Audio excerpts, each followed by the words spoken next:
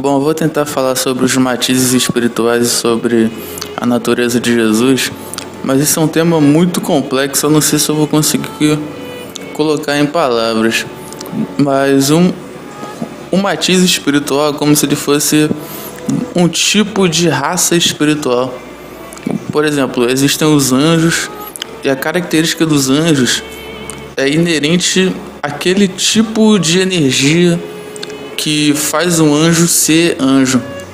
Ou seja, é aquela energia angelical, é aquela isenção de livre-arbítrio e todas aquelas outras nuances de anjo que a gente conhece. Então, o matiz espiritual de anjo é apenas um dentre os infinitos matizes espirituais que existem. Inclusive o matiz espiritual de humano. O humano, ele não está relacionado a um veículo corpóreo, ele é um matiz espiritual também. Ele possui uma essência espiritual com as características que fazem o humano ser um humano, que é aquela energia que vibra naquela essência espiritual, que são as vibrações e frequências inerentes àquela essência espiritual que transforma o humano numa criatura humana. Então, os veículos corpóreos humanoides são diferentes da natureza humana, porque a natureza humana é um princípio inteligente. E os veículos hominídeos corpóreos, eles são apenas a roupa que os princípios inteligentes vestem para atuar numa determinada dimensão. Ou seja, existem vários princípios inteligentes. E o princípio inteligente é apenas uma outra forma de falar sobre os matizes espirituais, que são as características espirituais de cada criatura. É o degradê do espectro da luz, espiritualmente falando. Ou seja, no espectro da luz nós temos aquelas 7 cores primordiais e mais as 5 cores terciárias, que são aquelas cores de intersecção. Nós temos o azul, violeta, amarelo, vermelho, laranja. Não, laranja já é uma cor terciária. Então, com a natureza espiritual é a mesma coisa. São várias cores, são infinitas cores, e cada cor numa determinada vibração, numa determinada característica que faz aquela cor ser o que ela é, que faz o laranja ser o laranja, que faz o vermelho ser o vermelho, que faz o azul ser o azul. Então, os matizes espirituais são basicamente isso, são as egrégoras no qual as criaturas pertencem. No caso dos seres humanos, eles pertencem à egrégora humana. No caso dos anjos, eles pertencem à egrégora angelical. No caso dos demônios, eles pertencem à egrégora demoníaca. No caso dos elfos, eles pertencem à egrégora élfica. Ou seja, são grupos afins, são identidades energéticas que possuem um determinado tipo de vibração, que possui uma respectiva característica que transforma aquele ser naquilo que ele é. É o que dá o tom da natureza espiritual daquela criatura. É isso que é um matiz espiritual. Então existem infinitas matizes espirituais. O humano é uma dessas infinitas matizes, o anjo é uma dessas infinitas matizes. E cada matiz espiritual possui uma informação, possui uma energia específica. No caso do humano, ele é uma criatura dotada de livre-arbítrio. Por mais que no planeta Terra o livre-arbítrio ele seja muito limitado, mas o livre-arbítrio é uma característica inerente ao matiz espiritual do humano. Ele pode desistir, ele pode escolher alguma coisa, ele pode ter outras possibilidades, diferentemente do matiz espiritual do anjo. O anjo ele não tem livre-arbítrio, ou seja, ele não tem possibilidade de escolha. Ele faz sempre aquilo no qual ele é designado. É por isso que existe o anjo da cura, o anjo da arte, o anjo da guerra, o anjo da alquimia. Por quê? Porque a natureza espiritual dessas criaturas funciona nesse determinado viés, entendeu? Aí tem os demônios, que são os contrários dos anjos.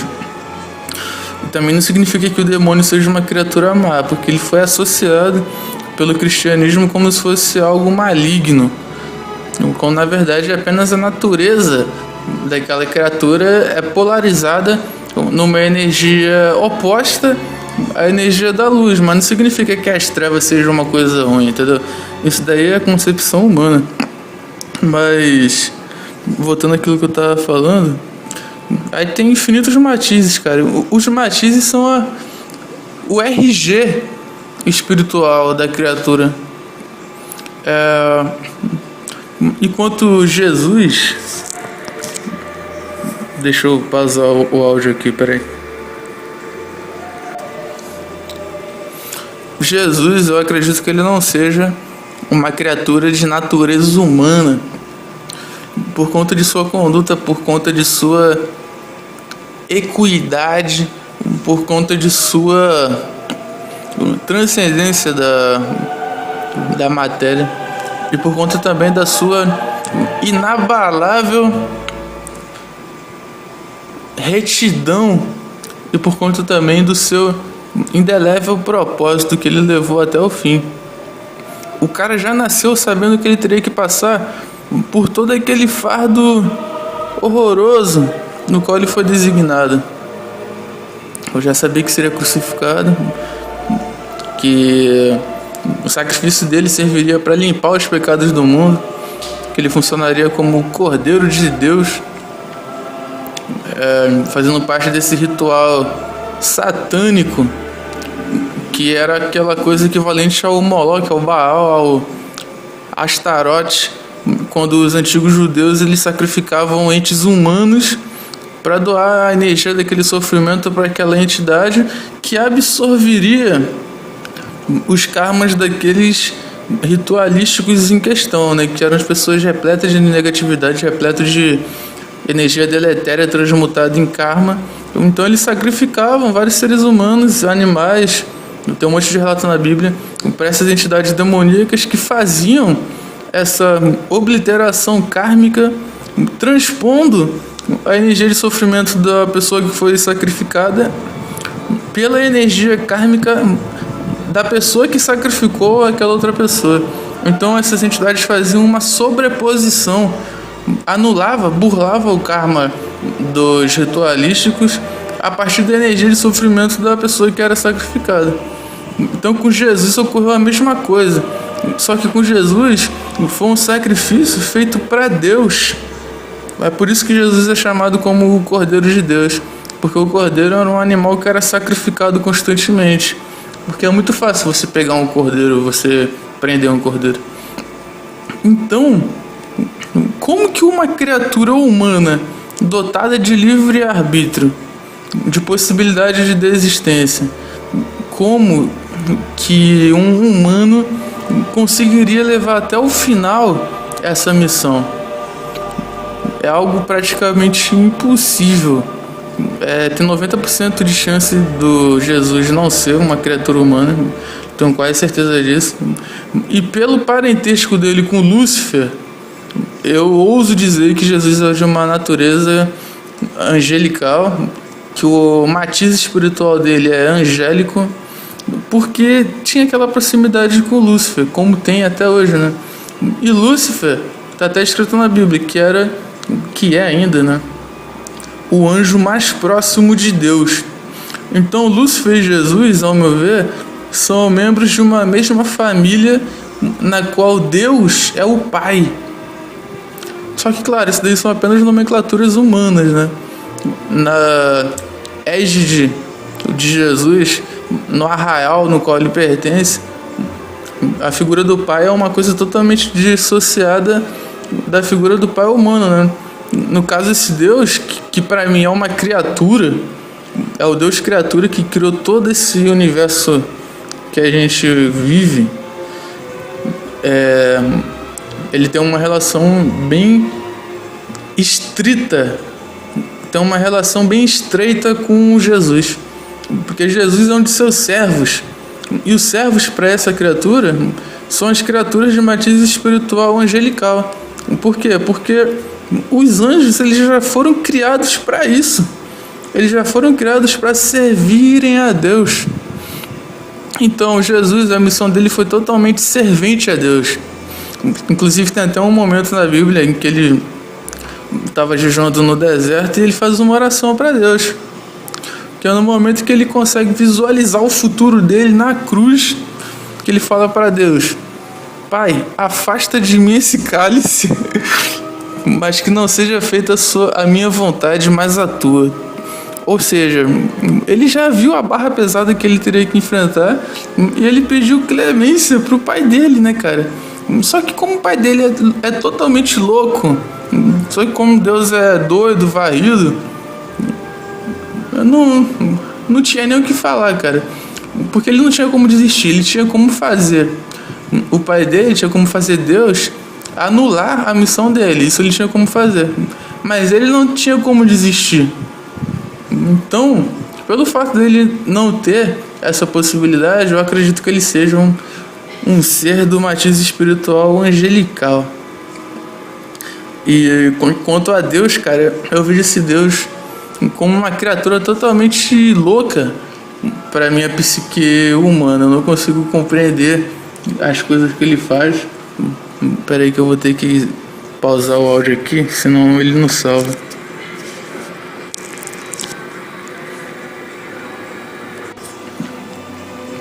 Deus é totalmente louco.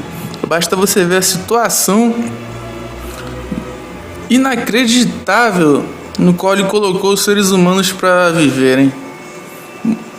Só que é o seguinte, como nós estamos aqui num corpo humanoide terráqueo com um cérebro restritivo, como nós não estamos tendo acesso ao nosso verdadeiro ser, pode ser que a nossa julgabilidade esteja incorreta quanto à questão de Deus. Mas eu aqui, numa visão humana, eu vejo Deus como uma criatura doentiamente louca, velho. Não tem outra palavra para descrever. Uma criatura que escreve certo, com certeza, mas por linhas tortíssimas, que eu até compreendo que tudo é graça, que tudo é bênção. Até mesmo as coisas mais horripilantes que acontecem na vida das pessoas é sempre com um ruído sonoro de bênção por detrás. Isso daí eu compreendo perfeitamente, mas eu não consigo aceitar que tenha que ser assim, dessa forma como ele quer. É uma forma que extrapola qualquer explicabilidade humana, é algo que devasta qualquer razão. Então, eu não sei se eu consegui responder aquela tua pergunta. Não sei se deu para entender, mas o matiz espiritual é basicamente o RG de vida do ser e a nomenclatura no qual ele recebe, baseado no tipo de energia que ele vibra. Então existe o anjo, existe o humano, existe o demônio, existe o elfo, existe a arpia, existem os draconianos, existem os vampiros, existem um monte de tipos diferentes. E no planeta Terra tem uma miríade imensa de matizes espirituais habitando o mesmo tipo de corpo, que é o corpo humanoide terráqueo, que são os corpos que a gente vê por aí, que são todos dotados das mesmas características, porém, nem sempre irradiando num corpo humano existe um princípio inteligente humano. Pode ser que tenha um anjo por detrás de um corpo humano, pode ser que tenha um demônio, pode ser que tenha um draconiano, pode ser que tenha uma arpia, pode ser que tenha qualquer outra coisa. A única coisa que nós temos em comum aqui nessa dimensão é esse corpo. E mesmo assim, a característica desse corpo varia conforme a identidade energética da consciência que está se imantando nesse corpo, fazendo ele funcionar. Porque o corpo ele é uma máquina que possui um painel de controle quântico que é o cérebro. O sangue é como se fosse uma corrente elétrica que anima essa máquina. Só que a eletricidade ela tem que vir de algum lugar, tem que vir de uma tomada. E a tomada é a consciência por detrás desse corpo. Então, além do corpo e além da mente, existe uma consciência, existe um princípio ativo inteligente. E o matiz espiritual é o nivelamento dessa consciência por detrás do corpo. É a frequência no qual essa consciência vibra, é o RG espiritual dessa consciência, entendeu? Não sei se deu para responder a pergunta, é mais ou menos por aí.